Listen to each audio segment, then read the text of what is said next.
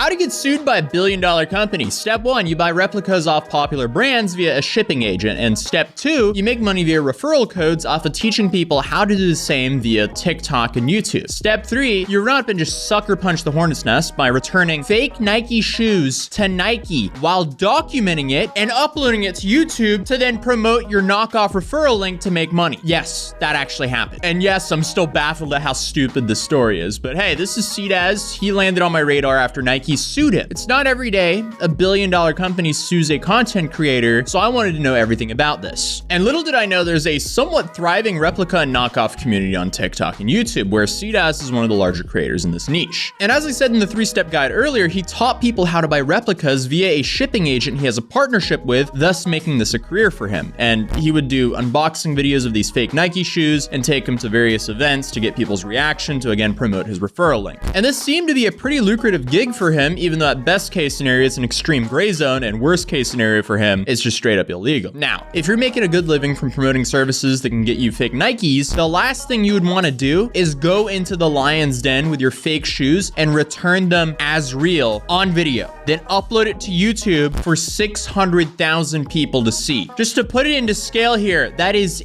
8 MetLife stadiums. Who would want to commit fraud against a billion-dollar company and have 8 MetLife stadiums worth of people watching every single move you do? I'm so baffled by the stupidity in this, or the arrogance in this.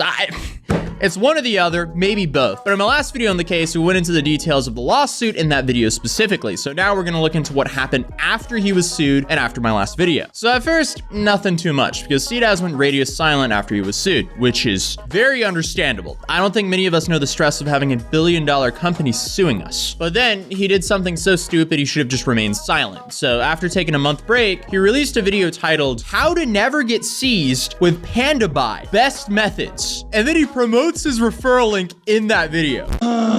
Welcome everybody, welcome back to another video. It is Atozy. Hey, what's up? So listen, last time we talked about the #1 question I got, which was, what's the best Panda Buy spreadsheet, or how do I buy reps, that sort of thing. And all that, it's pretty self-explanatory, right? The one thing I have never covered, and is like a kind of a part 2 to the first video, is how to not get seized. And if you're super new, if you're unfamiliar with what seizing is, it's basically when you get your package into customs and they jug you, they take your Again, I can't tell if it's stupidity or arrogance, or maybe desperation to pay for lawyers to fund this case. I don't know, but this dude just doubled down. And I get it, your prefrontal cortex hasn't finished loading yet, but you are not doing yourself any favors here. But hey, let's entertain him for a second. What's a strategy of getting fake Nikes into the US? But first, a quick disclaimer. Don't do this. Absolutely do not do this. This channel does not condone his actions, as they got him sued by Nike. But now that's out of the way. This one is controversial. The stigma is, if you make it harder to open a box, customs agents won't open it, right? So if they see a box come down and it obviously looks like it says, if it says a bomb inside, they're gonna look at it, right? But if you were to put stretch film, parcel reinforcement, corner protection, vacuum bag, moisture bag, put all that shit around it, bro, they're not gonna touch that package because it looks like a pain in the ass to open. And if I'm making a minimum wage working at a random customs thing, I'm not gonna go out of my way to take 20 minutes to open up one package. That's the stigma. I can kind of say yes, but like that's just my personal opinion. There's no proof behind that. Right, okay, bulletproof strategy here. Spend more money on the site that I'm getting a referral link for, because that'll keep you safe. Also, his source was Trust Me Bro, so I don't know.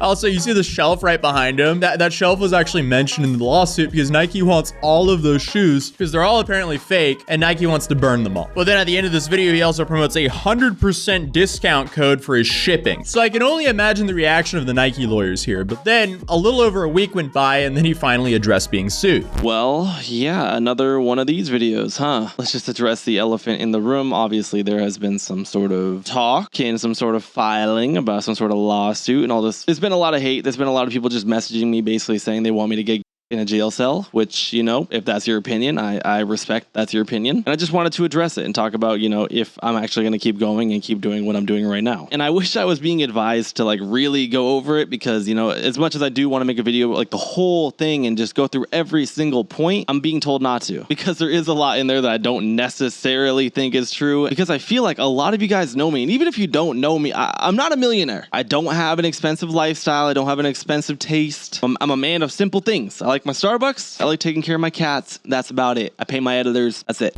How are you saying you don't have an expensive taste when your entire channel is about buying fake expensive items? There's no shame in enjoying some expensive stuff, but let's keep it real. And speaking of, the shelf with all the shoes are still there. But I'm really interested in what he claims isn't true, because I thought Nike's lawyers did a very good job at laying out their case. I was gonna try and pull it up, but after looking, I'm pretty sure that maybe the lawsuit's a bit more of a drowned out topic. But there are a couple people asking me, why do I actually keep going? And I'm not living lavish. All right, I'm 22 years old. I'm 22, bro. I can't even grow a full beard yet. All right, give me a couple years. Maybe I could get to that point. Maybe I can make a couple millions of dollars. But right now, I'm the little guy. I'm the small guy. The reason I make content is because this has always been my dream. Anyone who knows me, anyone who has known me knows that for the longest time, I've always wanted to be a YouTuber. Well, dude, pick a niche that's not one massive gray zone at best. Like, I relate to him. Hence why I've been uploading to this channel consistently since 2013. I posted a whole lot of garbage videos before they got half decent. Well, let's keep it real. He picked a terrible niche because there's so much risk involved making his content. And while, yes, he's being sued by Nike, what about all the other brands that he buys fake stuff of and teaches people how to buy fake stuff of? So like the Louis Vuittons, the Rolex, the Off-White, and so on, whose bottom line is probably being hurt by fakes. Not like these companies are actually struggling, but he's a very easy target for them to shut down rather than going to the factories that are overseas. Because let's be real, one can only assume that these brands hate some smug kid bragging about how he gets all the cool designer stuff for a fraction of the price. And I saw all of this as like an out where you can actually express yourself and wear what you want to wear without breaking your bank, and you can have other hobbies. I'm into cars, skateboarding, fashion, gaming. Like, and I can actually put money in good places instead of a pair of shoes, which I'll wear like one time. It's like, realistically, if I spent all my money on a pair of shoes, I'm never gonna wear them because I'm not gonna want to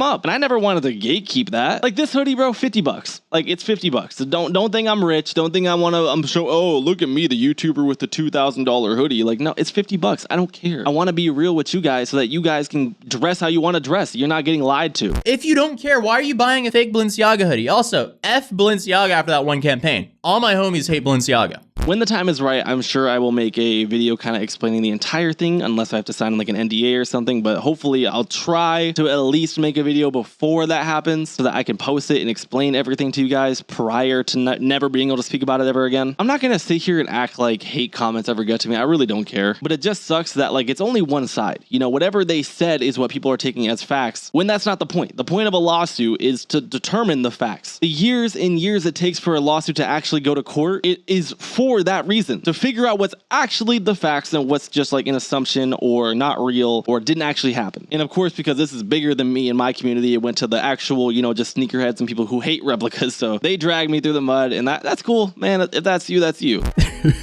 What's good? I don't know if announcing to make a video before the NDA is a good idea. To be fair, it's not like anything else on his channel has been a good idea, but I'm definitely interested in his side of the story because it's a big lawsuit alleging a lot against this guy. Not only the video of him returning the fake Nikes to Nike, but if you're interested in the full lawsuit, you can check it out right here because I go through the entire thing here. But other than that, I'll see you guys in the next video. Peace.